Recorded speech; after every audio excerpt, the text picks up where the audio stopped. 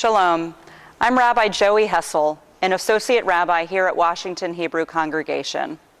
As Reformed Jews, we are taught to engage in the value of tikkun olam, of repairing our world through acts of love and kindness, gemilut chasadim. One of the true values that Washington Hebrew holds dear is the idea of standing up for justice, of fulfilling the mitzvah, the commandment, to engage in that process with others. We join with our brothers and sisters in our community and across the world in recognizing the importance of standing up for justice for those who are less fortunate than we, as we remember those who are in the Sudanese region of Darfur who are fighting for their lives at this time. God says to us in the book of Genesis regarding the death of Cain, "The blood of your brother cries out to me." We learn from that moment that we are in charge of each other's lives. We have a responsibility to care for one another. And today in our world, the blood of our brothers and sisters across the world cries out yet again.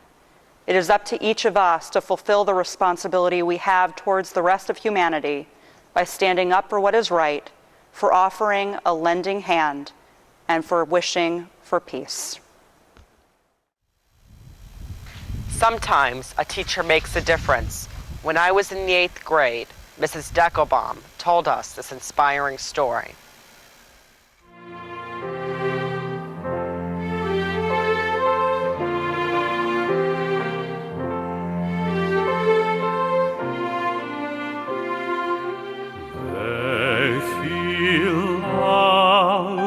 To a land that I will show you, Lech Lecha, to a place you do not know.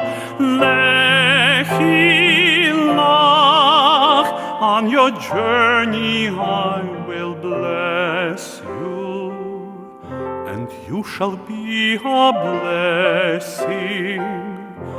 You shall be a blessing. You shall be a blessing. Lechi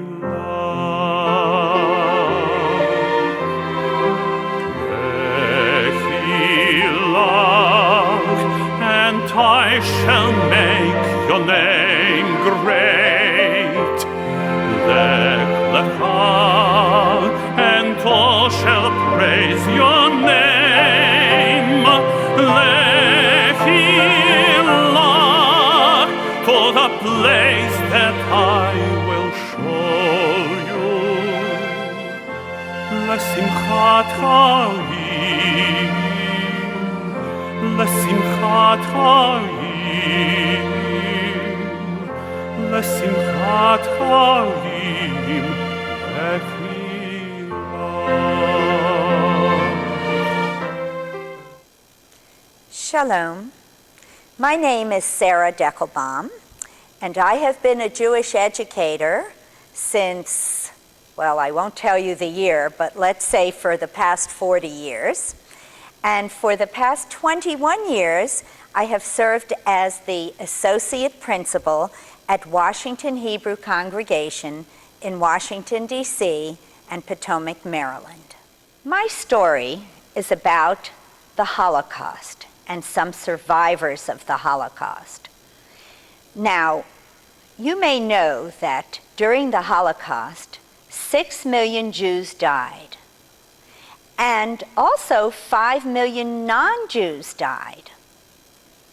Of course, not all the victims were Jewish, but all Jews were victims. Of those 6 million Jews, 1.5 million were children under the age of 12. Today's story will deal with those statistics. Interchangeably today, I will use another term for the Holocaust. The word Holocaust is used today, it's a very popular word. It is used for any kind of suffering or catastrophe. So I prefer to use the term Shoah, the Hebrew term for the Holocaust with a capital H. Here you have a photo of a typical Shoah family. The woman in the picture is named Perelka. Imagine, she was only 16 years old when she was taken away from her family. And during that time, for the next 6 years, she was in 9 different concentration camps: Auschwitz, Majdanek, Bergen-Belsen, Travniki, Flugplatz, Theresienstadt among them. She was 22 when she was liberated. Perelka was one of 7 children. In her family, there were 5 girls and 2 boys. At the end of the Holocaust, she was the only survivor. She came from a rather large city. It was the second largest Jewish city, with a Jewish population of about 250,000. The city in Poland that had the largest Jewish population was Warsaw. Perelka came from Lodz, and her family was rather well-to-do. They owned a textile factory, as did many of the residents of Lodz. And so when Perelka was liberated from Theresienstadt, the last camp she was in, she was 22 years old. She was liberated by the Russians. Theresienstadt is in Czechoslovakia. The Russians came in and said to the inmates, you're free to go. But that was a very difficult time. Of course, it was much more difficult to have been interred in the camps, but there were no psychiatrists then. There were no psychologists. There was no food brought in. The gates were opened up and they were told, you are free to go. The man in the picture is named Mordechai. He was called Mordcha by his family. He was one of 8 children, and he lived in a much smaller city, in Krasnik, which was not far from the Polish city of Lublin. There were 4 boys and 4 girls in his family. When Mordcha was liberated, also from the concentration camp of Theresienstadt, only he and his brother Shalom survived. The rest of his family, all were annihilated, killed, tortured, gassed, no longer alive. Well, Mordcha and Perelka met when they were liberated from Theresienstadt. The men in Theresienstadt didn't know that there were women there, and the women in Theresienstadt didn't know there were men there. But until they were liberated, and they were starving, and they were hungry, and they were dying, and there were terrible diseases.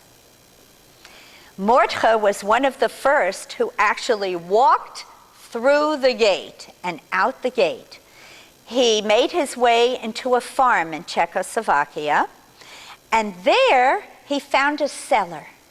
And in the cellar were potatoes, raw potatoes. He carried as much as he could back to Theresienstadt, and to be a hero to the women, he went to them first. She fell so in love with him that they decided to get married. They went back to Krasnik. They went back to Lodz, where Perelka came from, and they searched and searched and searched for someone who would have survived from their families. Sadly, there was no one, and the only survivor for Mordcha was his brother Shalom. Perelka and Mordcha got married in Krashnik, and they didn't waste any time. They said, let's have revenge to the Nazis. Let's revenge Hitler's atrocities, because Hitler meant to destroy all the Jewish people. He meant to follow through with a complete genocide.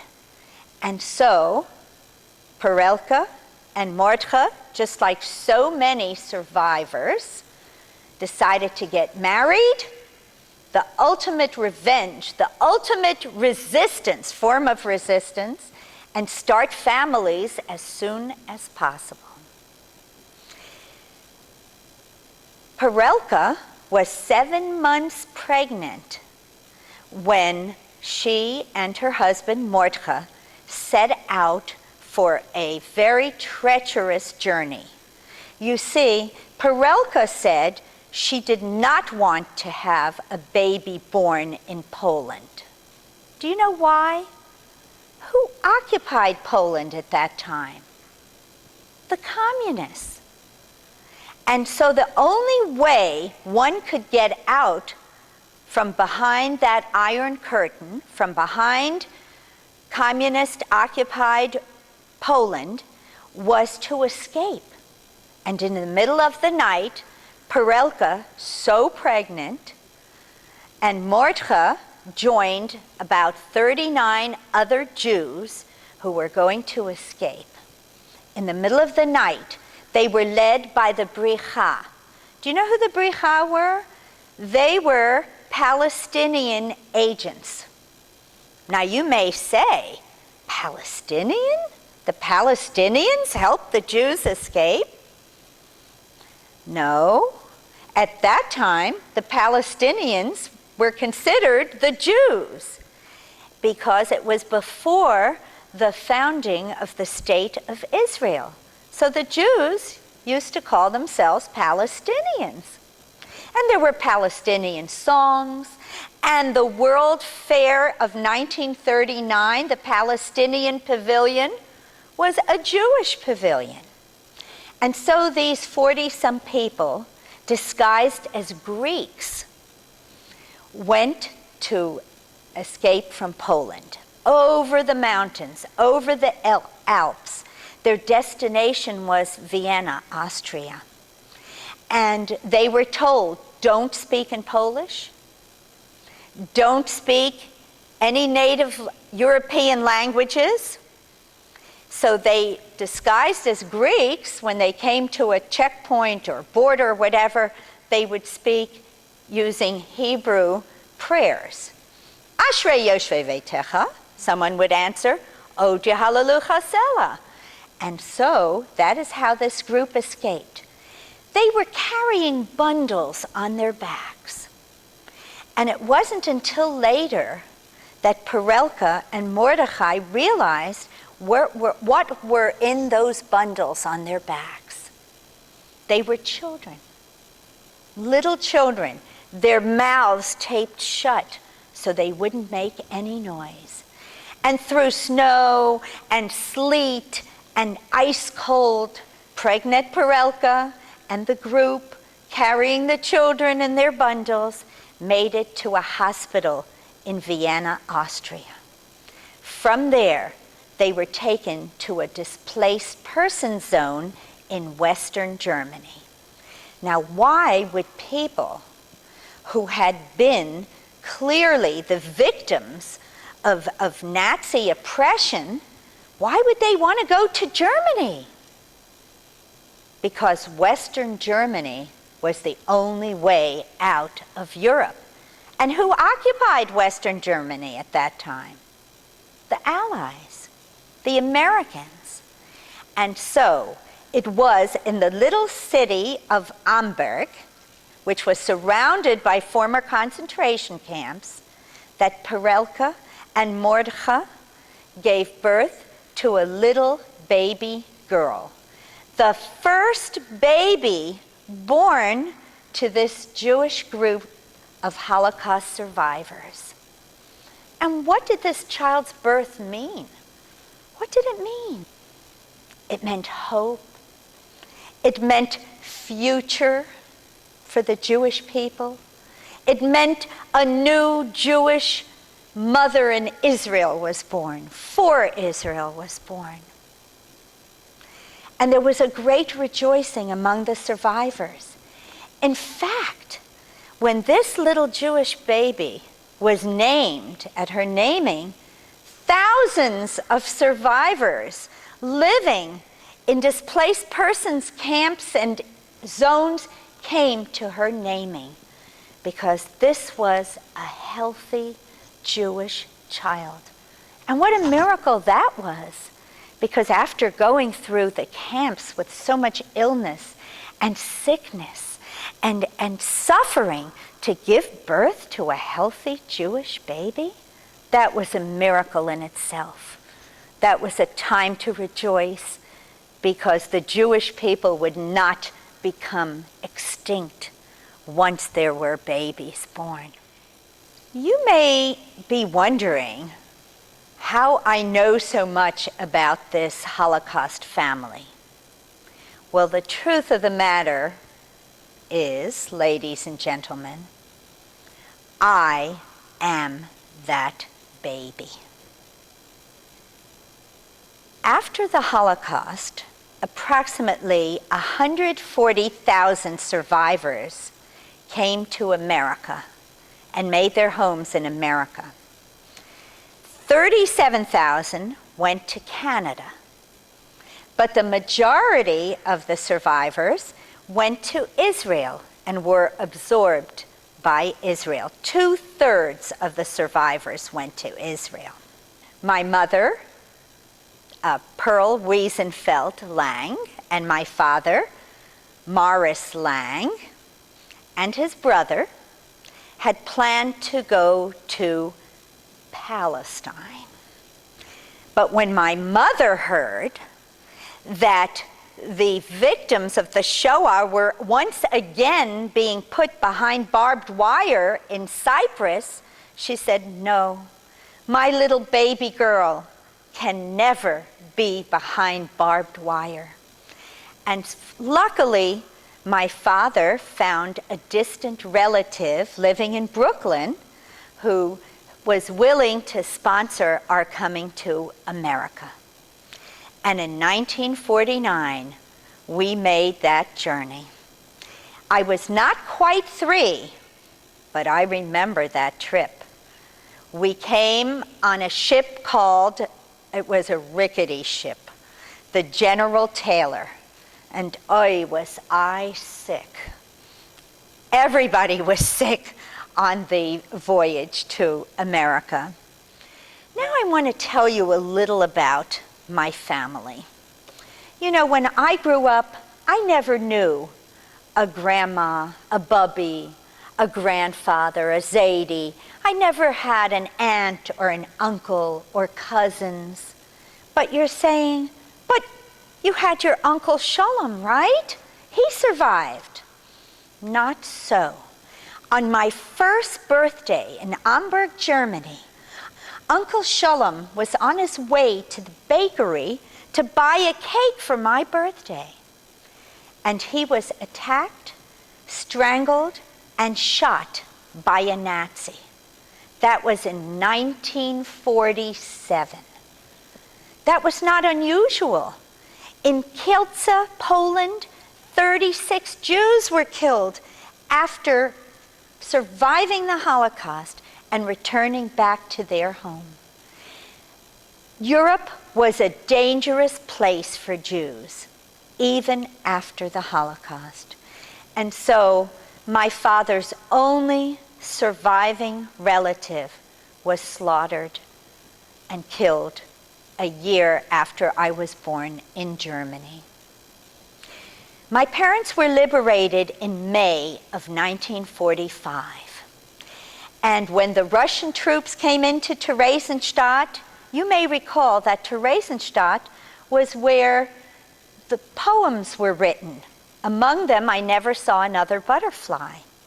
It was probably the least hostile of all the terrible camps. My mother had the worst time. She was really in death camps. In Auschwitz, in Majdanek. You know, she was in a camp called Travniki one day, and she was cleaning out the clothes from the dead. And all of a sudden she heard this rustle, this kind of a noise. And she thought, oh my God, it's a rat or a vermin of some kind. But it was not. She found a little boy there. He looked like he was about 2 years old. But she soon found out that he was in fact 5 years old. And the ravages of war and malnutrition had made its impact on children at that time. They were tiny. They did not grow, except their minds. Their minds were so sharp. Frequently, they had the instincts of an adult for survival. This little boy that she found was so weak that his head fell to one side. His skin was shriveled up, almost green. He was a very, very sick little boy. "What is your name?" my mother asked. She said, "What is your name, mein Kind?" So he knew that she was Jewish and not the enemy. And he told her his name was Maruchek. That would be equivalent to Mark in America.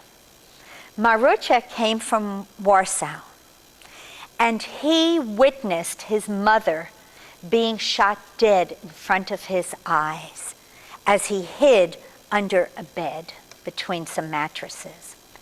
When his father came home, they tried to escape, but soon they were rounded up and sent to a concentration camp. His father took little Maruchek and they hid behind some latrines in the concentration camp. According to Maruchek's estimation, they hid there for anywhere between 2 to 3 weeks. His father stealing, finding little crumbs of bread, almost all of it, of which went to Maruchek to help sustain him and keep him alive. But one day, Maruchek's father was found and killed. And so Maruchek continued to hide, and that's when my mother found him. She told him, "Hab nicht kein Moide, Maruchek. Don't be afraid, Maruchek. I will help you." She took him to the SS Kommandant. The SS were the special killing branch of the Nazis, and said, "This is my little cousin. Please, could he stay with me?" Well, the Commandant laughed, a mean kind of laughter, and said, "Sure, you can keep him with you as long as you live. He can live." Of course, he implied that neither my mother nor the little boy would live for very long. Well, my mother gathered all the girls in her bunk, and they used to get 2 little half pieces of bread each day. Each girl broke off a little piece to give to Maruchek, so that he would regain his strength. Somebody was able to find some aspirin or medication, and together with the other girls in her bunk, my mother was able to nurse Maruchek back to health. Maruchek, with his beautiful big blue eyes and blonde hair, how ironic that he looked so Aryan. He was a beautiful child. My mother had somebody to live for. And Maruchek adored my mother. He called her Perelka. And every day when my mother returned from the work detail, he would run up to her, "Perelka, Perelka, Perelka," and my mother would sing songs to him. And she had a dream, my mother. She dreamt that if by some miracle she could survive the Holocaust, she would adopt little Maruchek to be her own son. And how ironic, she was a kid herself. She was only 16 at the time. But she took care of them, and they loved each other. And it was the secret ingredient for survival for both of them. But one day, that same commandant, who promised that as long as my mother lives, he can live, came back and took Maruchek away. As he was leading him by the hand to his almost certain death, Maruchek became hysterical. He was crying, he was screaming, "Padalka, Padalka, don't let them take me away. Please, Padalka, I want to be with you." And my mother tried to calm him down because, you know, if he were hysterical, he could have been shot on the spot. She said, "Maruchek, don't cry, don't be so upset. They're going to take you to school, and you will learn to read and write." And with those words, Maruchek calmed down. He became still and called out to my mother, even as he was being led away. Then in school, the first word that I will learn to write will be Perelka. And they took him away then. And my mother found out that on that same day, Maruchek didn't live anymore. He was gassed with other children in the ovens of Majdanek. Ironically, there are so many ironies in my mother's story. The first concentration camp that my mother was brought to was Majdanek, and she helped to build Majdanek, where Maruchek lost his life. Do you know that my mother made it a point in her life to go for every Yizkor service, every memorial service, and while she named the members of her family during that service, she always included the name of Maruchek Zemel, the little boy from Warsaw who had lost his life. My mother passed away a few years ago in 2003. So who will remember Maruchek? Who will remember him? I will. I do. And my students do. They have made that promise that they will remember the name of one child, one little boy. But imagine, 1.5 million other children also died. And there is no one to remember them. We don't even have an accounting of most of their names. Now let me go back to that picture. I, the first baby born to Holocaust survivors, have made a lifelong commitment to teach the Holocaust, to be a Jewish educator, to become an activist, to become involved in causes, not just Jewish, but all causes wherever there is suffering in the world. It's our responsibility. Living with this value of our responsibility to be Jewish activists, years later, when I was married, there was a giant protest in behalf of Soviet Jewry. And at that time, I had my first child, Ron, who was 8 months old. I decided that I would make him the youngest protester, and I made him a sign that said, "Free my little brothers." And as I carried with a backwards S, And as I carried him around during that protest, many, many newspapers took our picture. And we appeared on the front page of many periodicals with this sign, "Free my little brothers." We have an obligation in our lives, wherever there is suffering, wherever there is wrongdoing, to speak up. Let me tell you a little about my father's story. He had one married sister. Her name was Goldala. And Goldala was married, lived in a nearby city, and had a 3-month-old baby. She was the only one of my father's family who had been married. And as they did in many cities during the Shoah, they rounded up all the Jews to the city square. And my Aunt Goldie, my father's sister, was there with her 3-month-old baby. And the baby, as all babies will do, started crying. And of course, my aunt was scared to death, because you know what the Nazis did to not just crying babies, all babies. They would kill them. And so my aunt tried to calm the baby down, but to no avail. He kept screaming and crying.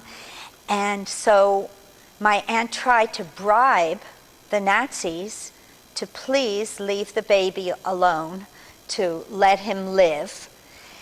The people from the city tried to offer gold pieces and bribes, but to no avail.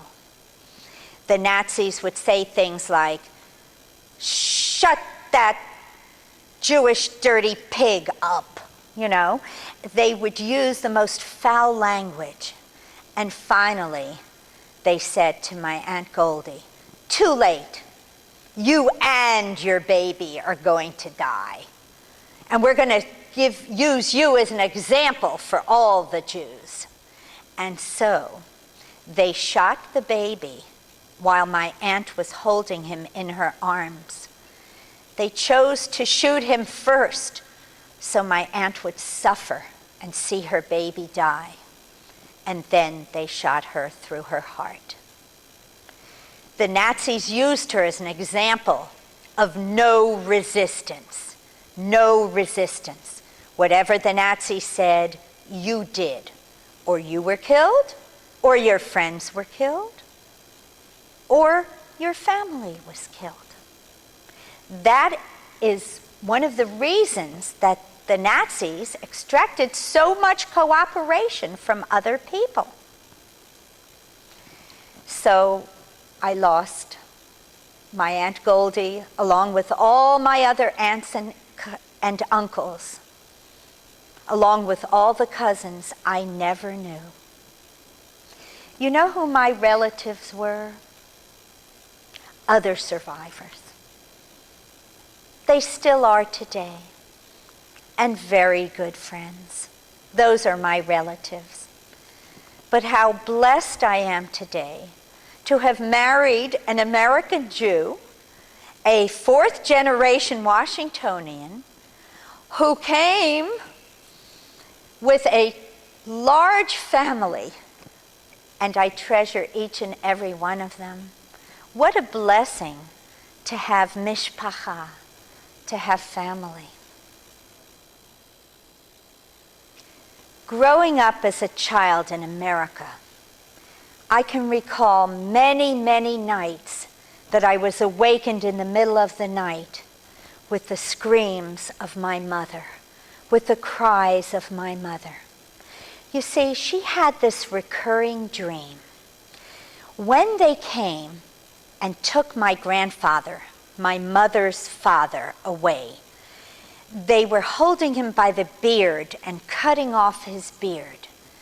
My mother witnessed it because she had climbed up a tree and saw what was happening, but she went into shock. And when she tried to scream out, she was silent. There was no sound coming from her. And even though There was nothing she could have done at the time. My mother always lived with that guilt. If only I could yell out. If only I could scream. If only I could have screamed. Maybe I could have saved my father. And so in her dreams, she did scream. She did call out. But of course, it was too late. It was too late. That tree became a symbol to my mother. In 1995, my mother, my father, my 2 brothers, my husband and I, we all went back to Poland to revisit the world of my grandparents, of my family. When we came to Lodz, my mother's city, we located the house that my mother lived in. And she knocked on the door and explained to the people, "Please, my name is Pearl Lang." She said this in Polish, which she spoke fluently. "And I have just arrived from America with my family. I was born and I was raised in this house. And I don't mean to disturb you, but I wonder if I could just take a little peek at the house because I traveled so far." And the woman answered in Polish, "This was not your house. This was a Żyd house. This was a Jew house." She didn't believe that my mother, who spoke such fluent Polish, could be Jewish. And my mother said, "Yes, this is me." And she held up her arm and showed her tattooed number from Auschwitz. She said, "I'm a Jew in Poland. This is me." And the woman said, "You just came back to take back your property. You want to take it back. That's why you're in Poland." And my mother answered, "No, I am an American Jew, and I don't want anything from Poland. I just wanted to take a look at the house that has so much meaning, that has so much sentimental value for me." And the woman kept saying no. And I can prove that because I have that on my camcorder. But then I had an idea. I said to her, "You are going to be on telewizja. You are going to be on television." She said, no telewizja, no telewizja. "Okay, come in, but no television." So I said, "Okay." But of course I kept it running. I just didn't look through the viewfinder, and they didn't know. My mother walked inside that apartment. Do you know there was even a painting that she remembers that still hung there? But she didn't want to say anything. And she looked out the window, and there was the tree that she had climbed up. The very same tree that bore her silence when my grandfather was taken. And if you would have heard the expression, she said, "Oi, de boom, dort is de boom." Oh, there is the tree. It had such a symbolic value to her. And they still even had the same brick oven that used to heat my mother's home. But now they had put electrical wiring in it. And so my mother looked around and knew this was never to be again. She thanked the lady, and we walked out. 11 million victims of the Holocaust, and each one of them had a story, had secrets, had dreams and desires. Not only were they killed, but it was all the generations that would have come after them. 6 million Jews, and each one of them was somebody's grandmother, grandfather, uncle, aunt, cousin, mother, father, child. Each one of them had a life, had a future. And what about the generations that never had a chance? What about all the painters that could never paint pictures, the artists? What about all the teachers like me who could never teach? What about all the singers who never had a chance to sing? You know that once when my father was in concentration camp, he was taken to a ravine, a big hole that had been dug. And the plan of the Nazis was to kill the Jews standing in front of them. They would fall into this hole, and then they were covered with dirt, some of them even buried alive.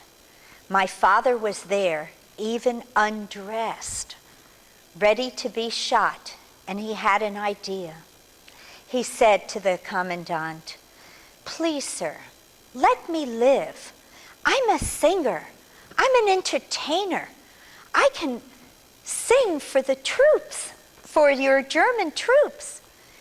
And right there on the spot, as nervous as my father was, he was forced to sing for the Nazis. He said he was so nervous he didn't know how he had the wherewithal to remember the words, but he remembers that he sang a little comedic farce, whatever, in Russian. He sang it in Russian and then with German words, and they liked it. So they said, "All right, let this guy live. He can sing." It was at that point that my father made the commitment that he is going to live his life singing before God.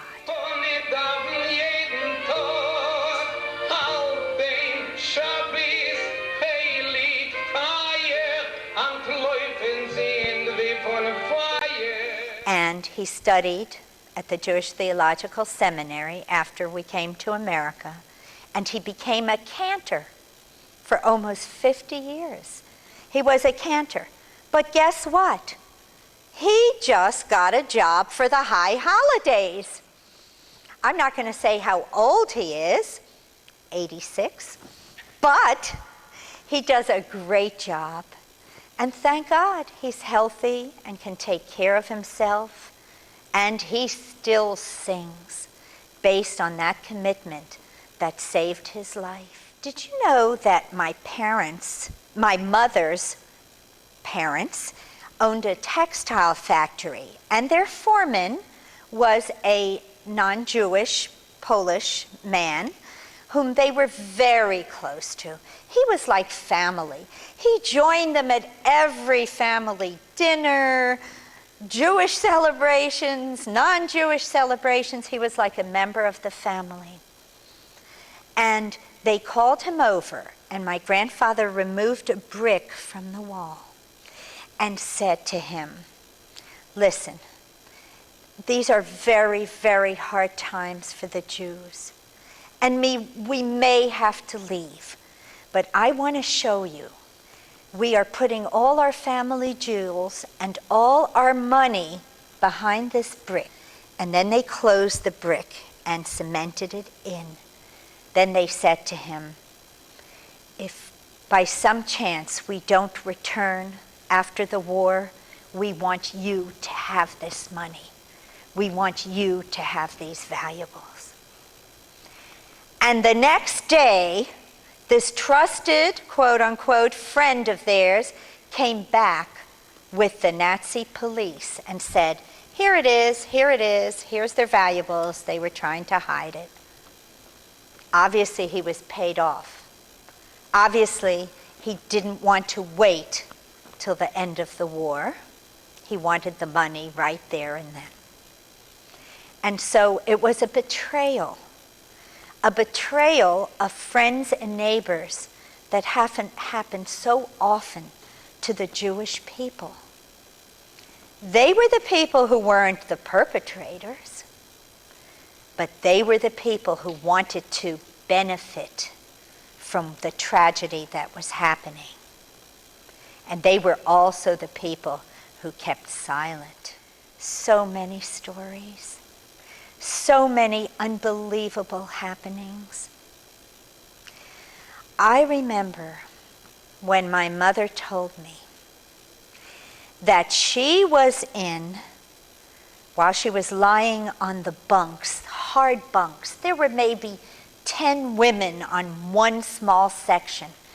And if someone needed to turn around to roll over to the other side, all 10 had to roll over. And my mother told me how the girls used to talk, and they said, when the world finds out what's happening here, there will be such an outcry. They won't believe it. For hundreds of years afterwards, they will talk about this. They would never, ever, ever let something like this happen. The world.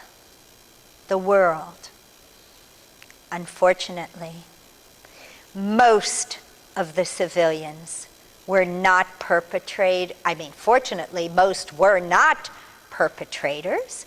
That was only a very small percentage who were actually Nazis, who were actually carrying out Nazi orders, who were actually cooperating fully with the Nazis. They were the perpetrators. That was a very small percentage. Most people were not. But you know what they were? They were silent. They didn't say anything. They didn't do anything. And even after they found out, they said, never again, never again. But we know that in this world, genocide continues. Horrible oppression and suffering continues. And it is our responsibility as Jews, as human beings, not to be silent. You remember the tree and when my mother's voice was silent? We must use that as a symbol and remember that it is our responsibility, that it is our obligation not to just write a letter here and there, but to speak out, to shout out, to cry out. Look what's going on in Darfur in the Sudan region today. Look what's going on. I hope that each one of us will commit to speaking out, to shouting out. During the Holocaust, we said, never again. With Darfur, we say, not on our watch. Let me hear you say it. Not on our watch.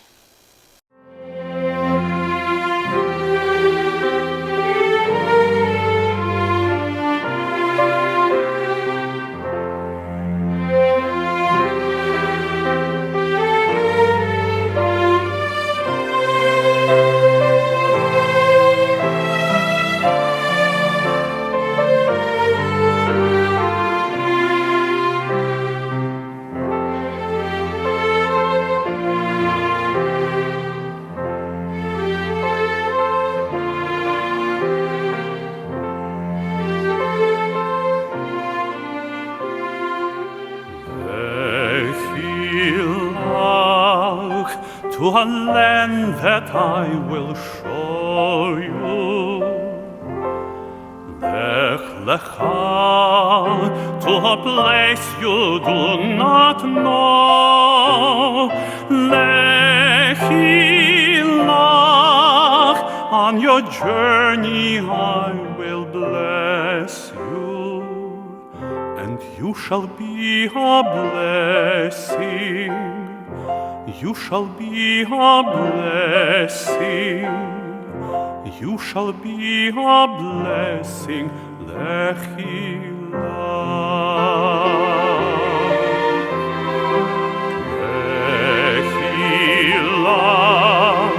and I shall make your name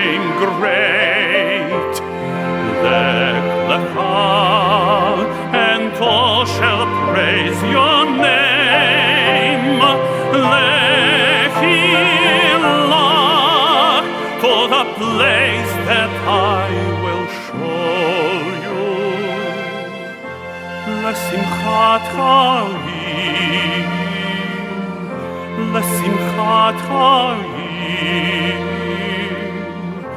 לשמחת חיים,